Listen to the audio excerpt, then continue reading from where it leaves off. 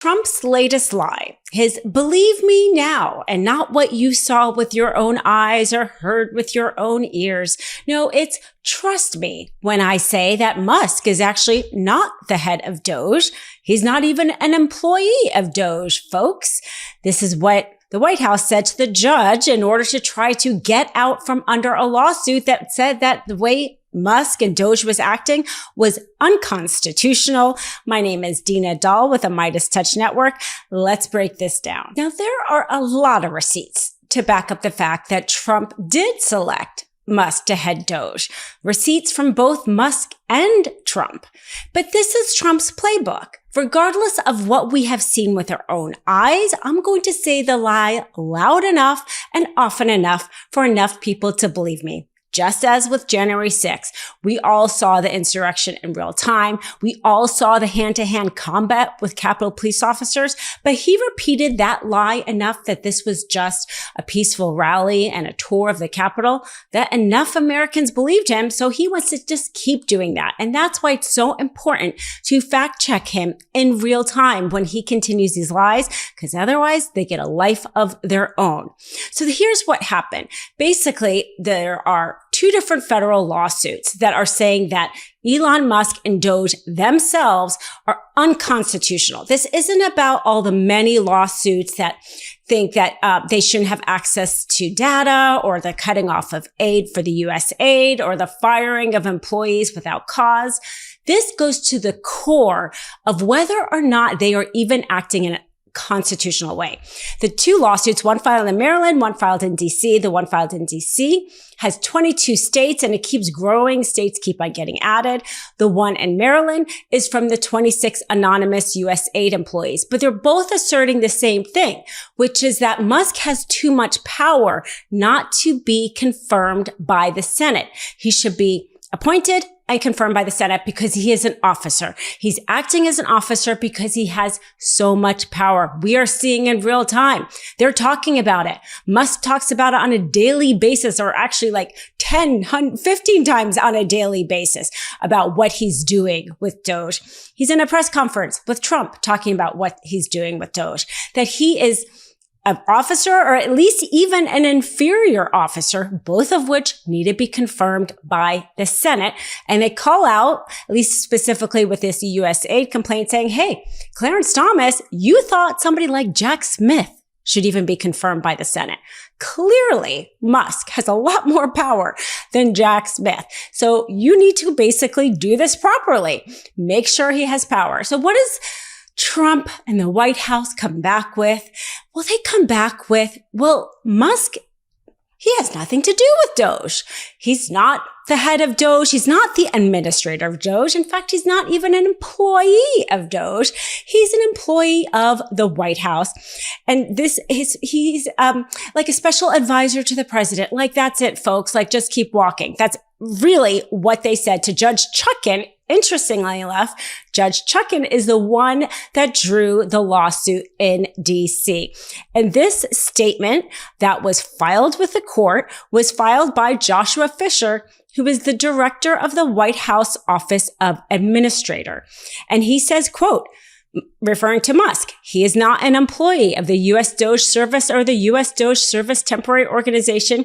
Mr. Musk is not the U.S. DOGE Service Administrator. Has anybody told Musk this? I think he might be a little bit disappointed because he is loudly and proudly posting on X all the time about what he is doing with DOGE. I think he's going to be a little bit disappointed with this statement that he actually has nothing to do with DOGE. I mean, here are just a few. And when I say a few, just a few of his X posts, because he has so many X posts related to DOGE. It seems to be the only thing he's focusing on. If he's still involved with his companies, you'd have no idea, because he is laser focused on DOGE. And here are just some of the posts that he has talks about. He reposted a post by DOGE on X, and they were talking about the termination of contracts worth $881 million. And he says, When I asked why they were paid $1.5 million to observe mailing and clerical operations at a mail center, nobody knew. So when he asked, all of his posts have to do with his involvement in DOGE, his actions in DOGE. Evidently, it's even his former employees, young employees that he's sending out into DOGE. Another one, when he polls X, would you like DOGE to audit the IRS? Asking as if he has the authority to decide whether or not the DOGE is going to audit the IRS. Again, Trump is asking us to disbelieve our own eyes. Elon Musk there asking, and sure enough, what are they doing? This post came before the fact that we now find out that they are going into the IRS. So I guess, he listened to that poll and went ahead and do it. And another thing, he said, to be clear, DOGE triple checked with POTUS before taking action. Well, good. So here he goes. He says, clearly he is, he didn't say DOGE is checking with the administrator who then checked with POTUS. If you're not the administrator, you would think that they would be checking with the administrator. But no, he's saying basically, I checked with the president, that I'm heading up DOGE. But we made sure to, check with the president because that's the only one who has authority other than me to make these decisions. I mean, that's clearly what he is saying there. Again, another thing, asking how to run DOGE. He's asking his ex-followers, making decisions. He's making decisions about DOGE, asking his followers. And the other one has to do bringing back at DOGE staffer who made inappropriate statements via a now deleted pseudonym. He's deciding whether or not to hire or fire somebody. This is somebody who evidently, according to the White House, has no role at DOGE. Clearly, nobody has told him that because he's deciding employment issues in real time where we can all see it. And of course, we all saw the press conference where how many times they had to themselves say, Musk says we, referring to him and DOGE, as him being a part of DOGE, and Trump himself referring to Musk as being the head of DOGE. Take a listen. And also, could you mention some of the things that your team has found, some of the crazy numbers, including the woman that walked away with about 30 million? Right. Etc. Well, we do find it sort of rather odd that there are quite a few people in the bureaucracy who have ostensibly a salary of a few $100,000, but somehow manage to accrue tens of millions of dollars in net worth. As a kid, I loved eating cereal, but as an adult, I don't want all that added sugar, and most cereals don't give me the protein that I need. Then I found this amazing product, Magic Spoon. It's a nostalgically delicious cereal that tastes just like what you remember from childhood and all of my favorites, but it doesn't have the sugar and it has a ton of protein.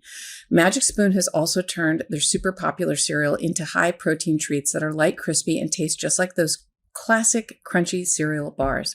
Magic Spoon's treats are so delicious and have already become my favorite before and after I go to work snack. Love it. They're also good if you're going to go to the gym. They're fantastic. So every serving of Magic Spoon high protein cereal has crazy macros. There's 13 grams of protein, 0 grams of sugar, and 4 grams of net carbs. So they come in so many nostalgic flavors like cocoa and cinnamon roll. So I love it. I love the peanut butter one, the birthday cake, chocolate chip cookie, and more. So the high protein treats, they're crispy, crunchy, airy, and is an easy way to get 12 grams of protein on the go. So I highly recommend them. The dark chocolate treat, the crispy treat, is really, really, really yummy. So get $5 off your next order at magicspoon.com/mistrial, or look for Magic Spoon on Amazon or in your nearest grocery store. And that's magicspoon.com/mistrial, MISSTRIAL, for $5 off. But of course, it's not just the recent press conference that made Americans think that DOGE was headed by Musk. Trump himself, when he announced the creation of DOGE, also announced that Musk was going to head it. Specifically, he said on November 12th, 2024, Quote, I am pleased to announce that the great Elon Musk, working in conjunction with American patriot Vivek Ramaswamy, will lead the Department of Government Efficiency, DOGE. And then Trump repeats that. He says on December 22nd that they are creating DOGE, which will be headed by Elon Musk. He says it again on January 19th, saying, we will create the new Department of Government Efficiency headed by a gentleman named Elon Musk. And in his executive order that he signed on January 20th, which brought in DOGE, basically merged it with the existing Office of Digital Services. He then in that says that there will be an administrator of DOGE, and nobody else was nominated or named for this administrator. So you would think, as Americans, people who felt confident, a lot of MAGAs thought, this is okay. We trust Elon Musk with our social security numbers and going in through USAID and going through our FAA software system because he's this tech genius and he's going to be overseeing it with his tech employees. And they had this outsized confidence. Well, folks, evidently, the person that you thought was so smart to oversee DOGE, according to the White House, isn't even overseeing it. So which one do you want to believe? Do you want to believe the fact that Trump did appoint Musk and he is in charge of it and that somehow gives you confidence? Or he's not in charge of it at all. And in fact, nobody is in charge of the fact that there are people, these young people combing through your data, your social security data, going through the FAA. The most sensitive information that Americans give to the government has nobody overseeing it. Nobody at all. And that is the position the White House just told the American people. One thing I'm not going to do is start to guess who might be the administrator of DOGE, like I've seen quite a bit of mainstream media news do, because it's not my job to try to figure out a solution for Trump in this position he's boxed himself in, which is essentially making Musk the administrator, but not wanting to do it legally. So in court, trying to deny his very action. No, I'm going to let him say and Musk say who's in charge if indeed it's not Musk, despite everything we've seen and heard. Can't get enough Meidas? Check out the Meidas Plus Substack for ad-free articles, reports, podcasts, daily recaps from Ron Filipkowski, and more. Sign up for free now at MeidasPlus.com.